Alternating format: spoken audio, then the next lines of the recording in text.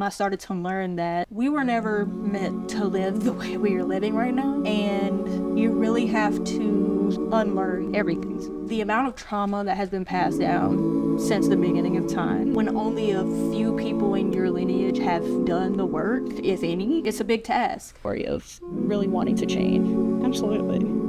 And I do want to ask, is there anything important that you feel the audience should know that we've yet to discuss pertaining this episode?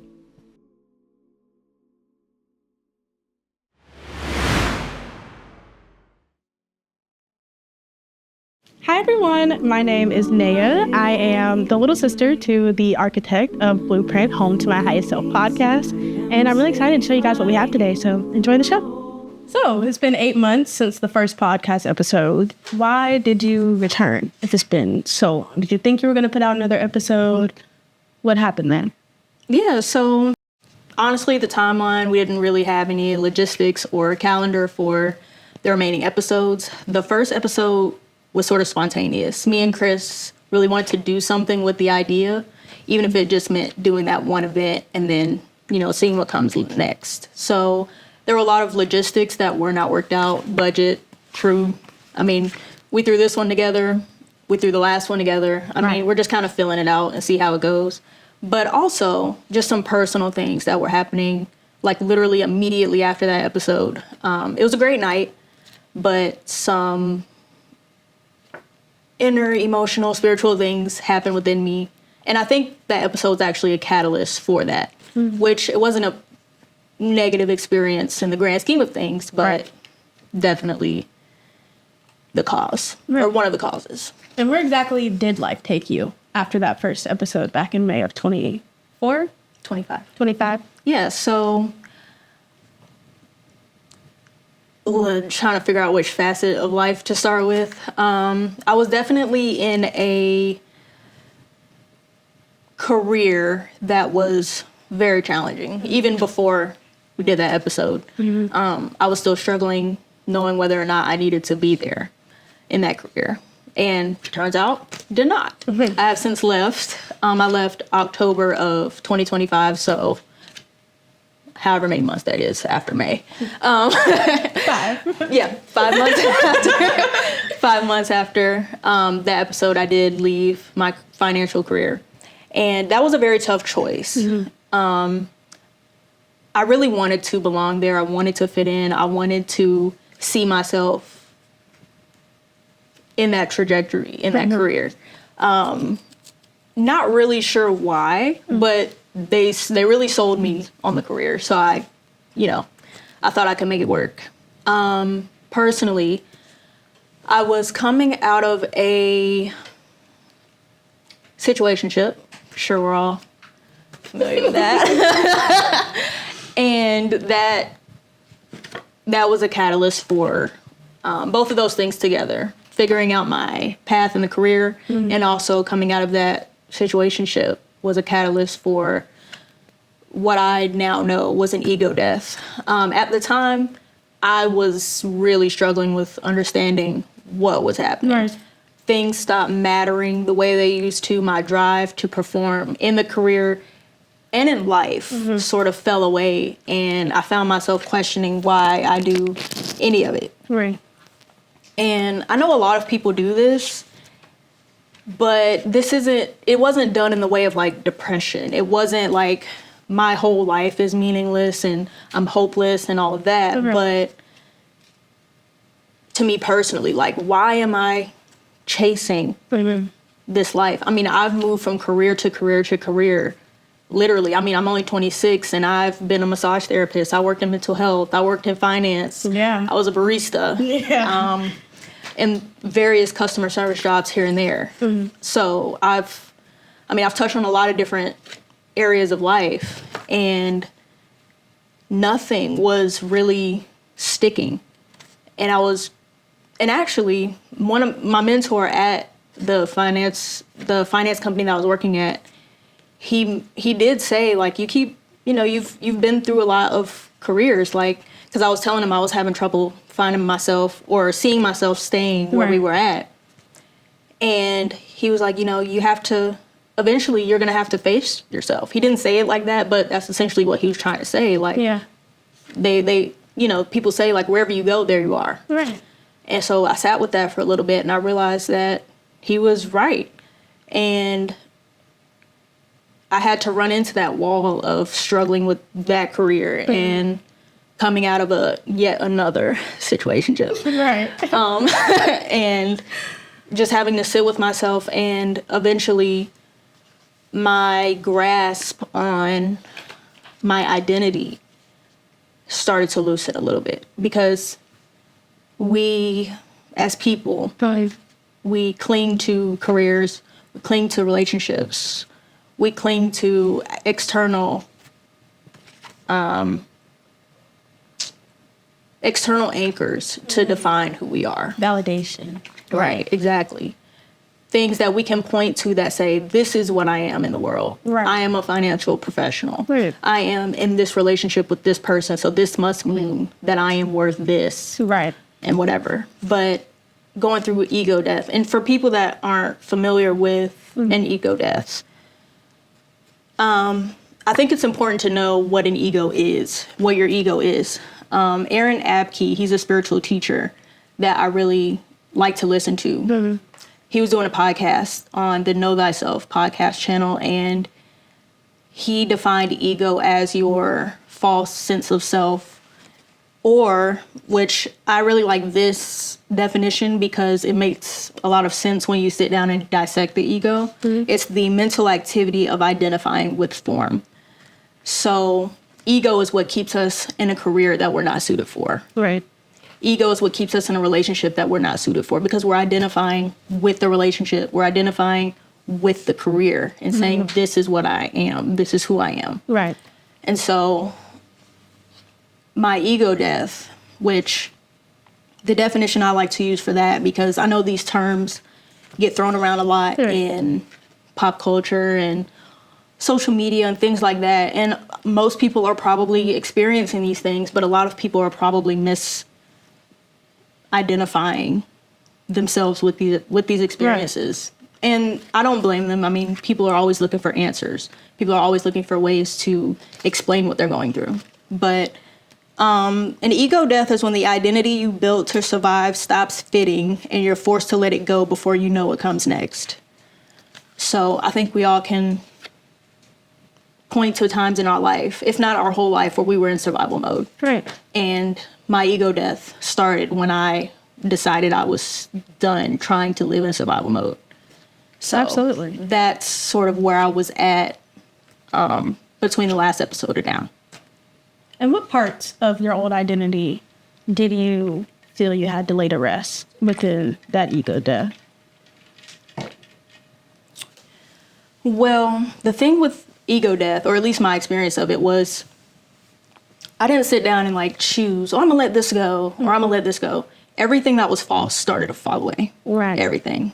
Every part of me that wanted to identify with a career, every part of me that wanted to chase a relationship to feel worth, every part of me that wanted to find validation on social media. I mean, it all fell away. And even things that I had a passion for, like reading, anything I used to escape, it started to feel flat. I didn't read, this was probably the longest stretch of time I went without reading a book. And it was so weird to me that I would pick something up and it just wouldn't hit. Like, I really love romance novels and things like that. Yeah. But they weren't touching that same spot in me because my identity that I used to attach to it was fading away. Right. So everything that was false, essentially, started to wither away. And when those things did in fact wither away, what were you left with? Who did you see in the mirror after confronting those hard things about yourself? Well, I'm kind of still in it. I think I've been through the depths of it, but I'm still rebuilding an identity, which is why I'm in such a tough space, really, still. Right. I actually just learned just came to the conclusion rather that I am in a dark night of the soul. Right. And what that is essentially, it's what comes after an ego death, at least in my experience. But that also just makes the most sense chronologically with anyone's experience to me. It's when the old identity is gone and the new one hasn't formed yet, and you're left sitting in the in-between. So again, I don't know what my new identity looks like. I have an idea and I have my visualizations that I hope my new life will look like and who I hope to be in that life, but it hasn't landed yet. So we shall see. And how do you practice patience while you hold those big visions, but yet to see it in your reality? Honestly, my urge to rush anything, my drive died with my ego. I'm not in a rush to get anywhere because, I mean, I know it's cliche to say, but if it's for me, if it's meant for me, it will come. Right. And I know that we all hear that and we understand it in our minds, but I'm starting to feel that because, I mean, you can't outrun life. Right. And your life can't outrun you. Right. So patience is kind of a byproduct of your sense of urgency really falling away and coming out of survival mode. Survival mode makes you believe that everything has to come immediately. Right. But when my survival mode started to slip away, so did my need to have everything immediately. So patience really isn't that hard anymore.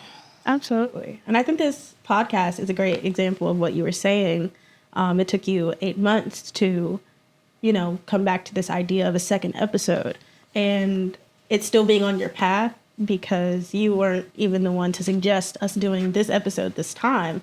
It's still being on your path and in other people's minds for it to be done around this time, even months down the line when your life has changed completely and you still having the creativity to want to do it and the motivation, even if it doesn't feel urgent, that still being important to you, I think truly speaks to what you were saying. Yeah, I agree, actually. The first one wasn't even my idea. Chris, or Nero, as he goes by now, he was the one that had the big idea to do it. And I think that goes back to human design, honestly. I'm a manifesting generator. and for those that knows what that means, then you know what it means. But if you know, you know. But I also have a response signature, or whatever they call it, to respond. So I'm not an initiator, which is why my financial career probably didn't work out, because it requires you to initiate every interaction with the client. And that was not my strong suit. And it's not my strong suit in life. Like, it is never my idea to start something big. Usually. And when it has been in the past, it never worked out.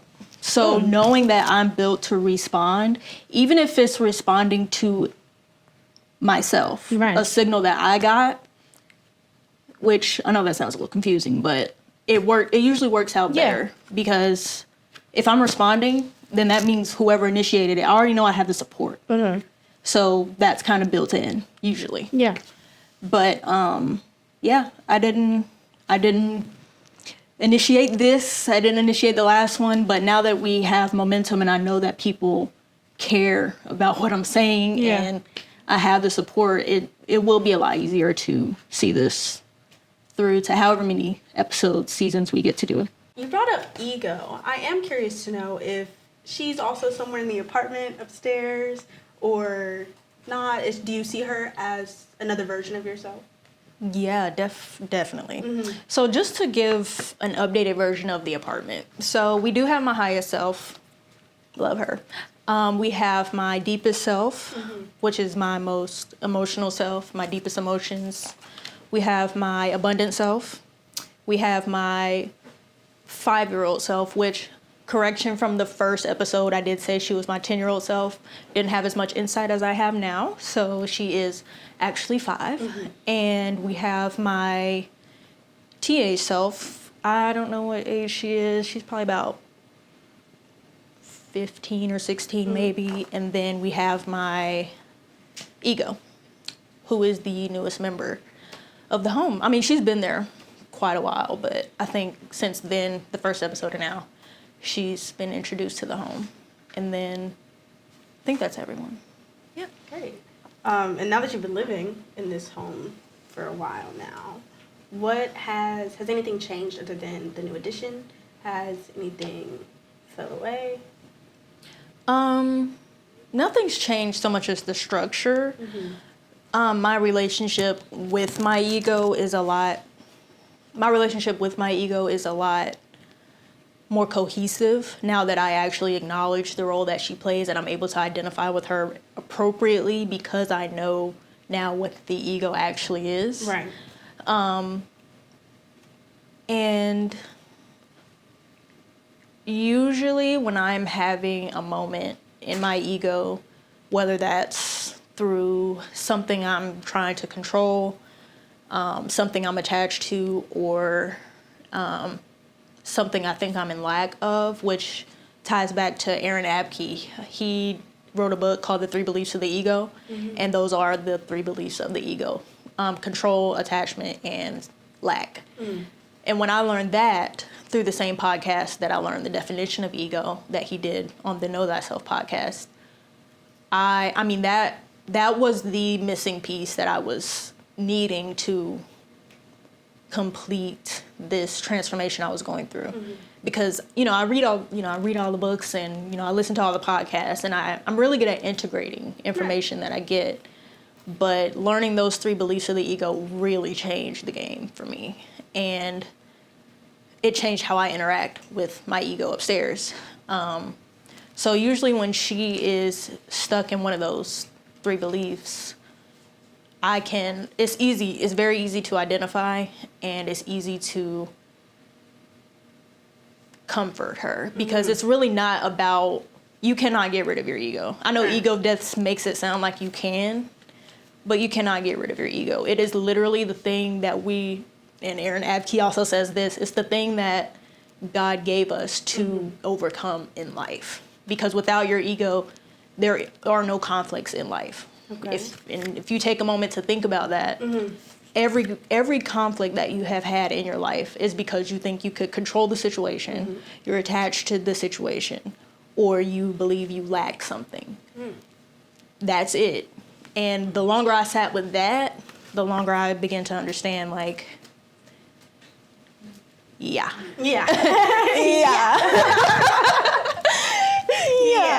So it was, that really changed the game for me, and it changed how I interact with myself and my ego. And with all that you've learned about ego, do you, forget what the books say, forget what the podcasts say, what do you yourself think on ego being inherently bad, or it's serving a purpose that you feel one needs in life? Yeah, so it's very, very easy to paint the ego as the villain. But in a way, it's supposed to be your opposition. It's supposed to be the thing that tells you can't do it. Because most people, when they hear they can't do it, they go do it to prove that they can't do it. But sometimes the ego does get the best of you, and it makes you, ego is very, very sneaky. It has 1,000 different voices. It has an infinite number of things that it can say to you to get you to stop trusting yourself, believing in yourself, knowing that you're worth it, knowing that you're capable. But that's what it's built for. Because if everything feels good all the time, there's no catalyst for change. Right. Thinking incorrectly, and Aaron Abke, honestly, Aaron Abke, y'all. That's all I have to say. Shout out to Aaron Abke. If thinking poorly or thinking incorrectly felt good, there would be no catalyst to thinking correctly. Right. So we need the ego. We need the ego for evolution. We need the ego to understand how poorly we actually are thinking. But you do have to wake up to the fact that it is your ego and not your true self. So ego is a double-edged sword, for sure. And if you could just take us all the way back before you made the concept of this apartment that we discussed, what made you realize that you weren't living from your highest self? Right. I actually don't remember because, like I said before, my memory is not great. Yeah. And I will say that is because I have I don't know if this is a real term, but I'm about to make it up. Mm-hmm. I have a somatic memory. So I connect more with a memory when I remember the feeling, how I felt in that moment. Once I guess once I started healing, those feelings started to naturally digest the way they were supposed to in the first place. Right. So I don't have memories tied to those emotions anymore, which is why I can't recall certain things, especially a time before the apartment. But I can tell you what I was probably experiencing. I was probably experiencing a lot of questions about my self-worth, a lot of questions about why doesn't any career I go into work for me? Why does making money seem so much easier for everybody else? How come no one hates working as much as me? Like, is it me? Am I lazy? It's us. It has to be. Right. Like, am I lazy? Yeah. And that was a question I really pondered on a lot because I never understood hustle culture. I never understood doing things I don't want to do. Like, that ain't never sat right with me. Down to little things. Yeah. Like, why would I do something I don't want to do? Yeah. And why should I make myself do things I don't want to do? Exactly. Yeah. For money? So I sat on that a lot and really tried to get to the bottom of why I just wasn't motivated to produce. Mm-hmm. And outside of being a woman, we're not supposed to live like that. Right. And not women, but like as a species. people. Yeah, as a species. So that's where my mind was before I started learning what I know now. Mm-hmm. Even outside of the apartment, I started to learn that we were never meant to live the way we are living right now. Right. And you really have to unlearn everything. Like, the amount of trauma that has been passed down since the beginning of time. Right. And when only a few people in your lineage have done the work, if any, Right. it's a big task. So that's the challenge that I chose, is working on myself, which is a billion times harder. Yeah, a big than undertaking. going to work, Yeah. clocking in. And that's a lot coming from me, because if you know me, you know I hate clocking in. Like, I will tell anybody that. I hate clocking in. But I chose the work that does not pay in money yet. Am I? Yet. So, yeah, that's probably where my head was, trying to figure out why I couldn't function the way other people were functioning. Like my friends, for example, the friends that I went to high school with, childhood friends, they all have very, very good paying jobs, or they're in a position to have one soon. And I graduated first out of all of them, and they've all been able to stick with the career that they chose, that they went to school for, or that they got after graduation. And most of them anyway. And it seems natural to them, and it seems to make sense to them to get up every day, go to work, and go on vacation when you can. And When you can. And I mean, they have really good jobs. They go on vacation. And I found myself getting left out of that cycle of traveling and living. And they understood as best as they could, at least the financial side of why I couldn't participate. But I told myself that I'm doing the work. But it's not the work that's going to let me go to Jamaica. Right. Right now. Right now. Yeah. So, Yeah. And in doing that work, right, do you believe that the highest self is something that you return to, or something that you build over time?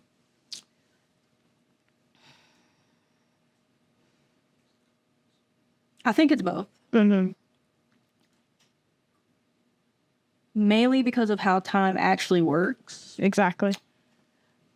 but mostly because I believe that your highest self is the perfect version of you coming back to help your current self.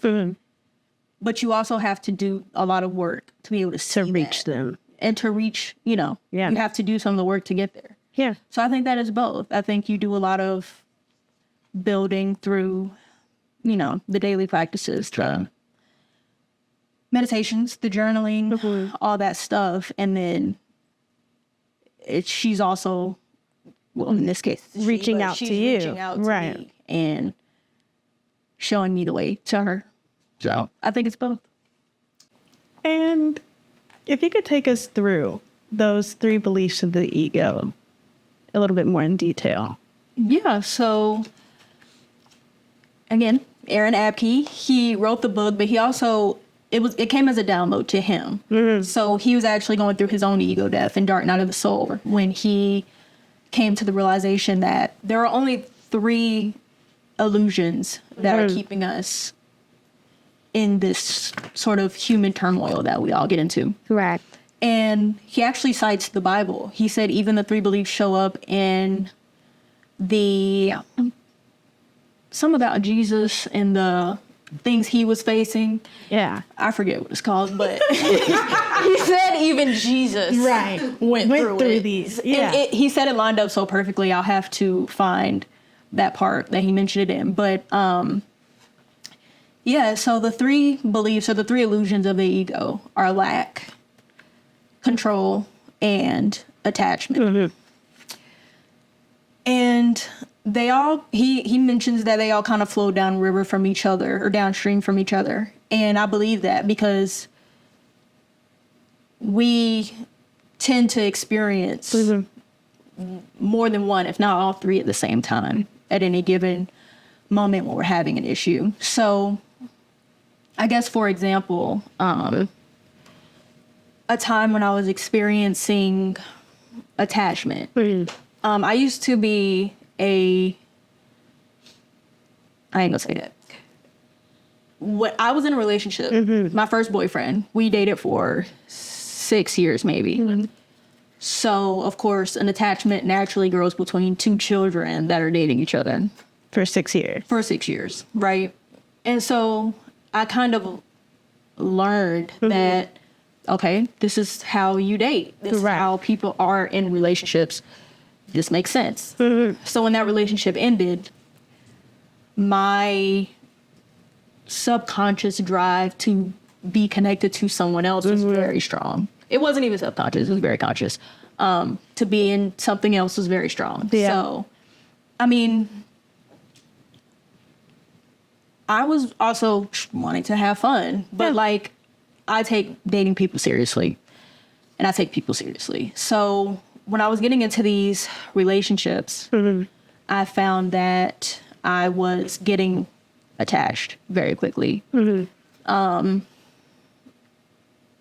And that led to some identity issues as well, because everyone's not dating like me. Right.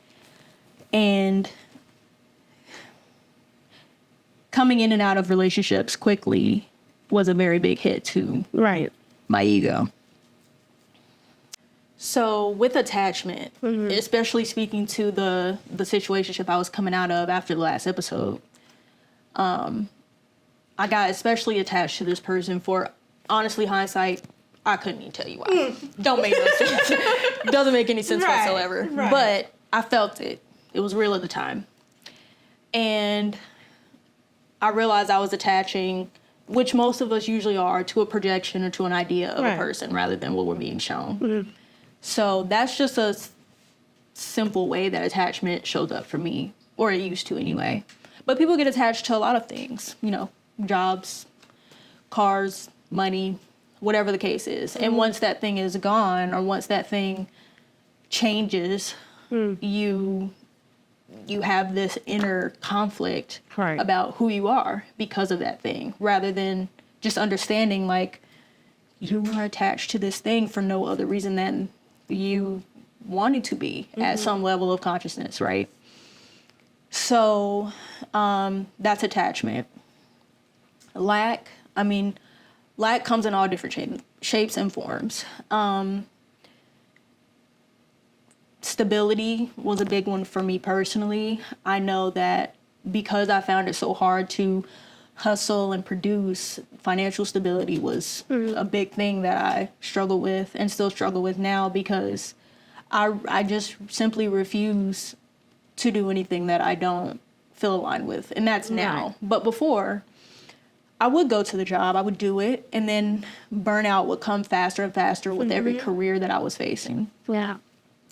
And that's more of an attachment thing with the careers. But with lack, Aaron says that you are not separate from the source. You're not separate from God, right? So you cannot lack. It is literally impossible to lack. So when I really sat with that, a lot of my stress about financial security and stability, and even just having what I needed in life in terms of support and friendships and the ability to be different people, you know, podcaster, friend, family member, whatever the case is, that opened up my mind. And so, Brandon, I love you so much. that opened up a corner of my mind. I mean, just simply thinking like, it is impossible to lack. You might not have the money in your account, but the thing that you need exists. Right. The only thing that you have to do is close the gap. Exactly.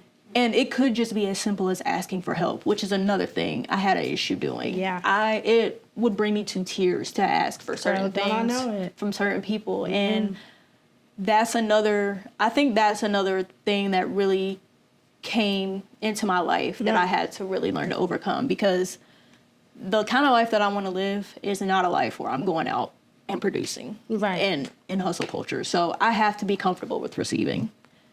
Absolutely, yeah. That's the lifestyle I want. I want to receive. And it's the one you'll have. It's the one I'll have. Amen. I want to receive. So I have to get comfortable asking for help when I need it, but also just comfortable receiving it, however, under whatever circumstances that is.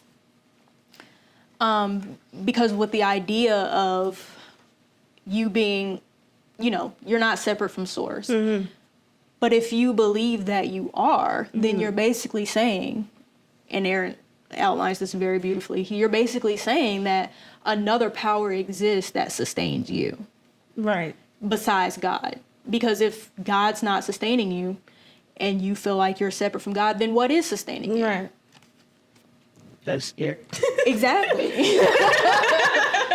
Is there another power that we do not know about? Are you self-sustaining? That would have to mean that you too are a God, but not the one that we know. Right. So hearing him say that really, really changed my perspective, because I am not separate from source. No one is. No one is. And that leads me to the third one, which is control. And again, but at one point we all believed we were the doer. We were the sole doer. Everything comes from us. Right. It is not true. We actually have very little control over our lives. You have control over what you do and what you put forth, but the outcome is out of your hands. Absolutely. Because we've all wanted something that we just never got. We've all done the work. We did A, B, C. Exactly the way it was supposed Exactly to be done. the way it was supposed to be done. Absolutely. And we still did not get what we thought we were promised or deserved. And that took a lot of pressure off, actually. Knowing that life is happening through me. I am not doing life. And that really helped me to relax, and it took the pressure off me calling myself lazy. Because I know I'm not a lazy person. But understanding the control one, and Aaron says that that's the hardest one for people to let go of, is control. Because it's easy to get into that illusion that you control your life. Right. Because you're the only one that you can see actually moving. But everything is connected. So. And this is a conversation we've actually had for a while. I think at the time, this would have been years ago at this point, but I think at the time you sat on the other extreme of that spectrum of it being, no, you control everything in your life. And yeah. It was actually a very big belief of yours at the time. Okay. That people have so much control over their lives and so much control over the things they do that it's almost unfathomable to not see certain consequences coming or certain things happening, even if you did the thing in a certain way, the way you thought you were supposed to do it, right? And I thank you, one, for saying everything you just said, because while I hold the belief you hold now, I didn't know how to put it into words back then. And I think I knew at a time, like, you would start to understand what you know now, because I think that was a very big point of tension in our relationship, that single belief, right? Because I think it shaped so much of just who we are as people. And I really appreciate you speaking on that. And when you talk about your highest self, going back for just a second, when you talk about your highest self and your ego and knowing which one to listen to, because sometimes they can feel so overpowering, actually, at the same time. How do you trust yourself to discern which is which? How do you trust yourself to know that it is ego and maybe not helping you in the best way, or that it is your highest self, even if it's not something you know to do or know to be right, but you feel like you should still do it? How do you know that that is from your highest self? So you're basically asking, like, how do I discern between intuition and my ego? So whatever conflict it is, whatever it is I'm trying to resolve or whatever it is I'm faced with, if I can tie it back to any of the three illusions of the ego, lack, control, or attachment, then it's ego. And there's no further digging that I have to do. And that's true for anyone that uses the three beliefs of the ego or the three illusions of the ego to discern what it is that's persuading your thoughts and persuading the actions that you want to take. So if it's coming from lack, control, or attachment, that's full stop, that's my ego. And intuition is usually quieter. Intuition is not the voice running around in my head 1,000 different ways telling me, you're not good enough, or whatever the self-worth issue is. It's usually a very quiet knowing. It's a very quiet, it's almost as if action precedes the thought. And then you realize, like, I don't know why I did that, but it felt right to do. That's usually intuition and my higher self, essentially. And when you really sit with ego upstairs, is she someone that you can speak rationally to when you have that conversation about, okay, I know it's you, ego. I know that you're the person saying these things to me. When you try to integrate what you have learned about ego now, how to deal with ego, is that an easy conversation with her? Does that take you some time to really work through with her? Talking with ego is not a difficult thing to do. Personifying her really helped. Yeah.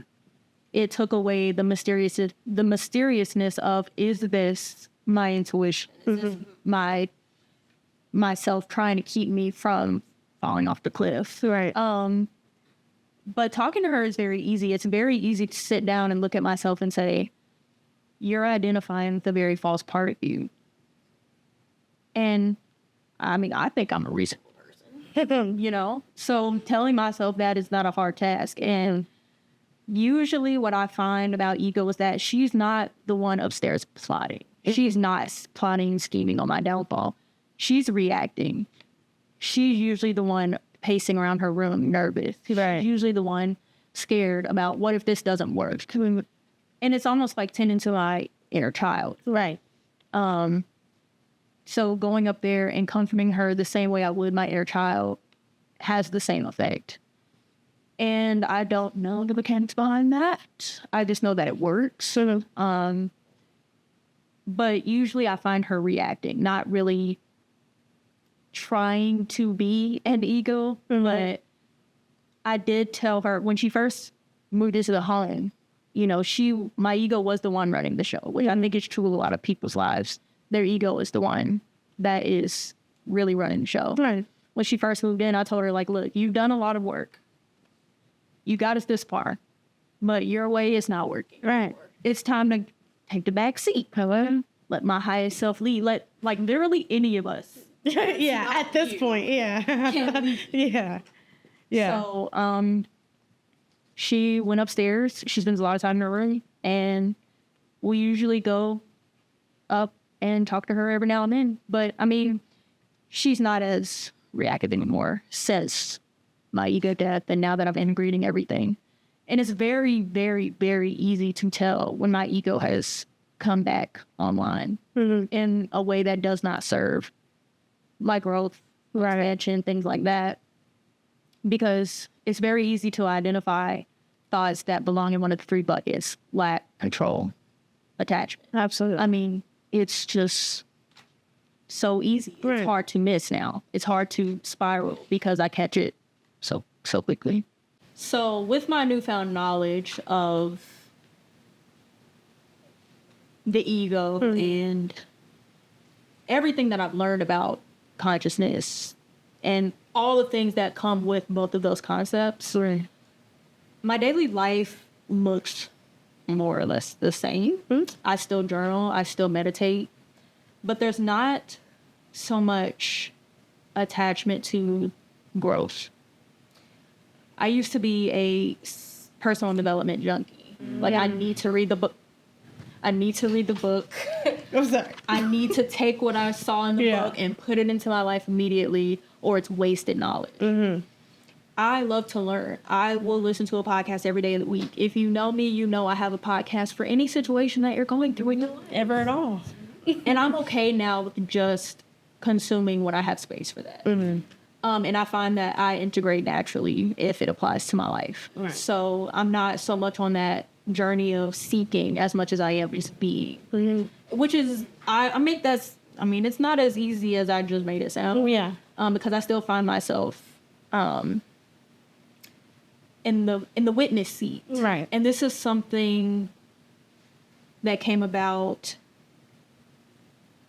not as recently, but maybe post-ego death. I found myself, while I'd be physically somewhere, I found myself watching myself do things. Like there was a version of me sitting back and watching myself. And we call that the seat of the witness, I think. Something like that. And that is a natural phase of developing, you know, going through the stages of consciousness and really doing a lot of work on yourself. And I'm not so much trying to get out of that as learning that that is the next step in whatever journey it is that I'm on, is being more present in my body instead of always watching myself so that I can reflect later or in real time. I do recall when I was in, we went to Illinois to see family, and I found that I was very much in the witness seat for most, if not all, of that trip. I didn't interact as much, and it wasn't that I was trying to be standoffish, and I don't think I came off that way, but I was a lot more reserved. I found myself watching people more closely and then watching myself interact with people. Right. And I think it's just a way of people really getting to understand how they act and how they experience the world and how they come off in the world. And I don't really have a use for that anymore because I understand that now. I understand my patterns. I understand my habits. And I've gotten rid of a lot of them, actually. I mean, my daily life is extremely boring. And I've also had to come to terms with how boring it actually is. Because boredom, I learned in a podcast recently that boredom is the gateway to a deeper understanding of yourself and what you want out of your life. And a lot of people don't get past boredom. They quickly fill that space with something to do. Scrolling, TV, even reading can, other people can be a time filler, a space filler. And I'm not going to say that being bored is easy, but I'm okay with being bored. I'm okay with sitting in the house, TV off, staring at the ceiling. Yeah. And in the podcast that I was listening to, that it actually was a very synchronous moment, because I think it was just days before when I realized how deep my boredom ran. Yeah. Because I could have the TV on all day and that boredom Would be there. was untouched. Yeah. And I like to call it existential boredom, because I've never experienced that. And sometimes, I have never experienced that. And it's not the kind of boredom that would have gotten taken care of by going out, Right. calling people, hey, come over, which is why I didn't do that, because I knew I would be flat in that interaction. It wouldn't even feel good to Wouldn't be there. feel good. Yeah. It wouldn't be fulfilling. I knew it wouldn't solve what it was I was trying to solve. So that boredom is a vehicle for deeper self-reflection, deeper understanding of what is it that I actually want out of life. Because it's not, what I want out of life is not turning on the TV. Mm-hmm. What I want out of life is not reading. What I want out of life is not scrolling. Right. I want something deeper. Something deeper wants to be had by me. Right. And boredom is the only way to understand what that is. Because even just doing this episode, I mean, this is the first thing I have done in months. Yeah. And how do you feel about that? How do you feel about that? It is the first thing that I've done in months. So, and I know this is aligned with my purpose, because as much work as it took for us to do this, which I'm not going to say it was like, crazy. Right. But I mean, if I knew that this wasn't really aligned with, I wouldn't have gone through the little bit of trouble that it took. Right. But I mean, I really am on the path of only doing things that are aligned with the next version of myself. And It's very easy to tell what that is because of how I feel when someone initiates the idea. Right. It's somatic. It's a bodily yes. And there's a saying that says if it's not a hell yeah, it's a no. Right. That's all I'm saying about that. Yeah. I found it to be very, very, very true. Yeah. Because I've gone into things thinking, well, maybe I'll like it when I get there. Right. Or, maybe it just needs to grow on me. Right. If it's not a hell yes, it's a no for me, though. It gotta be. I can't. It can't even be a might as well. No, it has to be a no. I can't fake the funk. So that's something else that I learned about myself. And that goes back to human design. Mm-hmm. Having a sacral authority, really. Yeah. If you don't feel that yes in your body, you can do it. Yeah. But you will regret it. And pretty similarly, I have an emotional authority in my human design. So it's not necessarily that I feel it in my body, but like if I truly cannot sit with it, whatever it is, if I truly cannot sit with it in the moment and be okay for whatever reason, even if it's not anxiety, if I don't feel okay about it, I'll just feel like something's wrong until I dismiss the idea out of hand. And then it's like I feel fine, like literally nothing's wrong anymore.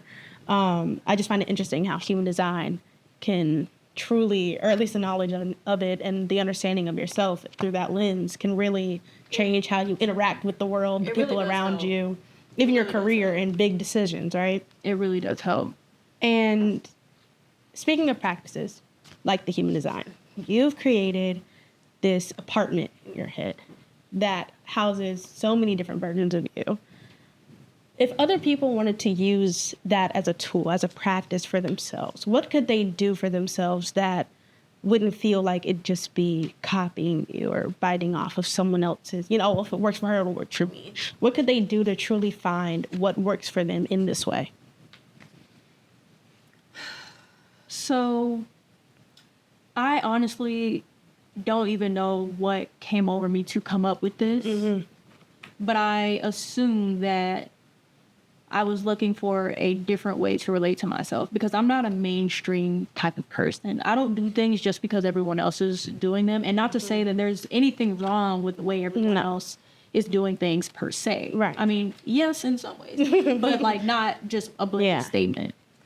But this is, inside of you is as personal as it gets. Mm-hmm.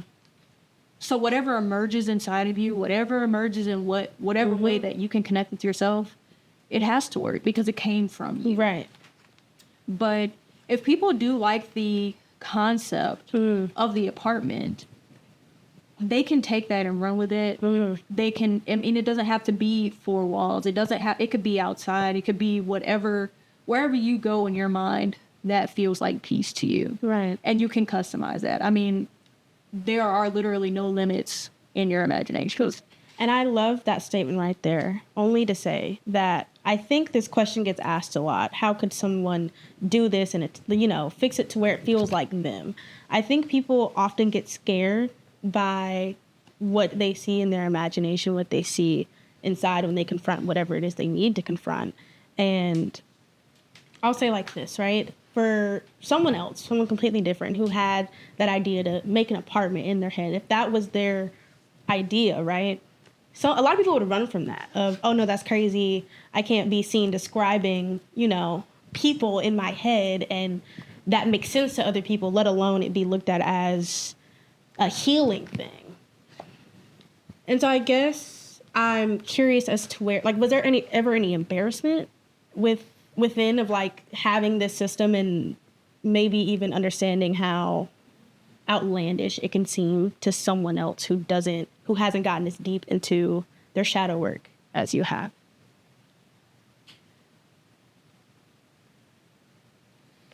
To the question. When I first came up with my highest self apartment, I started by telling my friends. So I didn't just immediately jump in front of the camera, in front of an audience. Right. But I also surround myself with very creative people who use their imagination on a regular basis. So it wasn't an outlandish thing for them. But I know people that are in more rigid circles, and I understand. But this is for you. Right. And embarrassment is one thing that will fade away very quickly when the things that you're doing start to work. Amen. Because no one can argue with you if it works. If it works, absolutely. No one can argue with you. Absolutely. And I don't think I get embarrassed very easily. But I'm also very articulate. I know how to articulate what it is that's going on in my mind. A lot of people aren't good at that. And that could be the part that's embarrassing. They just don't know how to describe what it is that's going on inside. And that takes practice, or you just choose not to do it, because this is an inner experience. Right. So, honestly, healing makes embarrassment a very small problem in life. Yeah. So, it comes with the work. Letting go of the embarrassment, rather, comes with the work. So there's no, like, quick, say these 3 things, it'll be fine. Like, it comes with the territory of, because, I mean, if you're already at the point of creating an inner world for yourself, I don't think that people can tell you to not do exactly. that. Like, you've already crossed that line. So I think it just comes with the territory of really wanting to change. Absolutely. And I do want to ask, is there anything important that you feel the audience should know that we've yet to discuss pertaining this episode?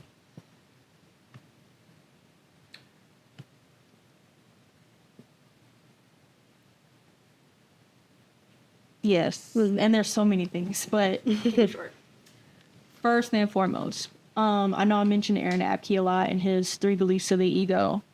I think that is probably the most important thing that people could really know. Doesn't matter how spiritual you are, doesn't matter how realist you are, like, those things are real for everyone. And knowing that and understanding that that's where your conflicts come from, and that's probably how you're living your life, is so important. The second thing is, do not be afraid of boredom. It is so easy to cover up boredom. I mean, our phone is never far away. Social media, it's never far away. But letting yourself be bored, and it gets intense. Like, boredom can get very, very intense. But riding that wave, you will never know what's on the other side of that. It could be a nap. Honestly, it could be a nap. You could take a nap, but you could also get something very insightful on the other side of that. I think a lot of good ideas are born from boredom. Yeah. And just not being afraid of that is really important. But I also think people just really need to be able to sit with themselves. I think it's a very big signal if you cannot sit alone in a ring for any extended period of time. I mean, you are all you have. Yeah. Not literally, but I mean, if you can't be with you, right. Who's gonna? I think I do hold a lot of weight with the statement of like, if you don't want to be with you, if you don't want to be with you, please don't expect anybody else to want to do that as well. What I'm saying. So, and that's not to poke fun at anyone that does have a hard time being alone. Because I've been there. I used to find it so hard to not be attached to someone, but now I need it actually. Yeah. Because then you realize like you can be your own really good company. Because now people that I hang out with know that I care about them because I do not go outside my door for chilling. Yeah. I do not go outside. and I just think it's so important because when you're by yourself, and I do recommend, that's another thing, I recommend that you live alone at least once in your life. The things that come to you very early in the morning, very late at night, when you're off and everyone else is at work, it is insane what might come to you. Yeah. Or just the peace that you might feel, or the chaos that you might feel. The chaos that you might feel. It all comes from you, and you have to know that because you're the only one there. Right. All of that is information. You living with someone else, you constantly being around other people, you are only picking up other people's energy, other people's signals, other people's noise. And that's exactly what it is. Noise. And it's so important if you want any type of self-concept to spend some extended period of time by yourself. Yeah. I recommend living alone, but I understand the state of the world. And also you just so happen to be a person who, I mean, of course, everybody needs time to sit with themselves. You just happen to be a person who really loves solitude. Like you said, you don't open that door for many people, let alone walk outside of it for many people. But no, I do definitely agree that being alone, at least for some amount of time, not even living alone, being alone is, when you talked about highlighting chaos, for example, I think that is the fastest way to understand where you don't work, like where your life simply just does not hold up. Right. When you live alone, when you realize, oh, I don't budget. Someone else used to do that for me. Or maybe I don't take out the trash. Maybe I'm dirty. Maybe you understand all these things, even the smallest things, like what I just listed, they become really loud when you're by yourself because it's just you. Exactly. I mean, it almost mirrors your internal state because it's just you in there. Not almost. For sure. For sure. Like literally and metaphorically. If you live alone and there's a mess, you made the mess. Mic drop.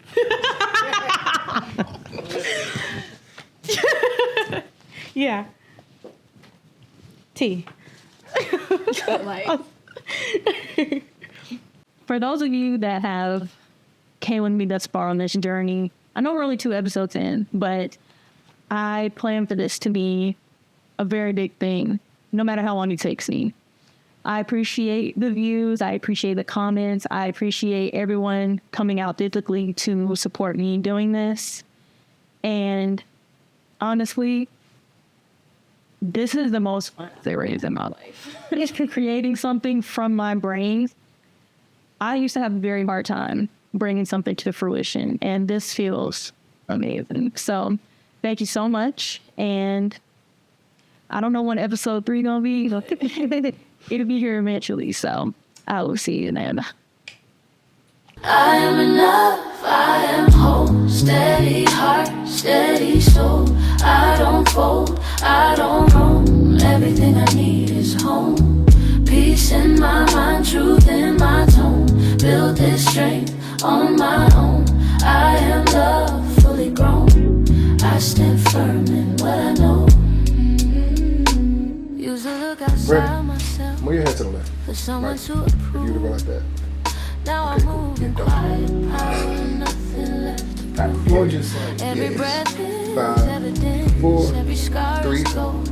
I 2, don't fear the space I 1. take. I'm grounded in my soul.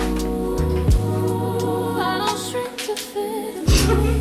I don't dim to ease the flame. Every lesson, every scar made me who I am. I am an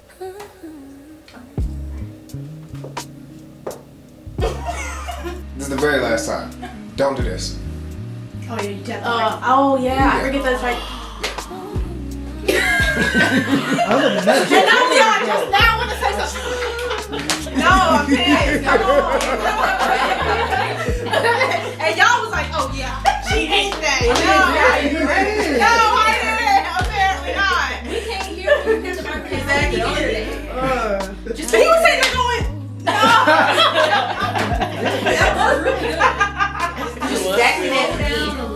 This one really out. No, you don't play. Okay. 5, 4, 3, 2, 1. Hey everybody, my name is Naya. I am the sister to the architect of Blueprint, Home to Our Highest Self, Danelle. I hope you guys enjoyed episode 1, and finally we are back with episode 2. So I'm super excited to introduce you guys. That was good. I did. Oh my God, why didn't y'all say that? Because you was I was like, what? I'm gonna count this. I know, and I couldn't. You just had to say. All right, Danelle. Alright, I'm gonna count you in again. This the last one. We ready to go. I'm gonna count you in Do y'all know again. how much I just took out? Okay, all right, I'm here. I'm here. 5, 4, 3, 2,